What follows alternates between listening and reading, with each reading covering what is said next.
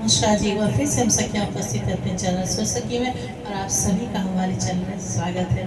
और आज हम आपको जो भजन सुना रहे हैं उसमें जब कृष्ण जी का जन्म होता है जेलों में, माँ देवकी को भविष्यवाणी तो पता ही चल चुकी होती है कि कृष्ण का जन्म तो होएगा, लेकिन उसके बाद उसे माँ यशोदा के पास भेजना पड़ेगा कंस के कारण। तो बड़ी बेसब्री से उस रात में माँ देवकी अपने बेटे का इंतजार करती है और कहती है, उसी की भावनाओं को देखते हुए उनकी भावनाओं को मैंने एक भजन लिखने की कोशिश की है। अगर आपको पसंद आता है तो लाइक कमेंट जरूर कीजिएगा। धन्यवाद। आचार्य के दिल मेरा घबराए,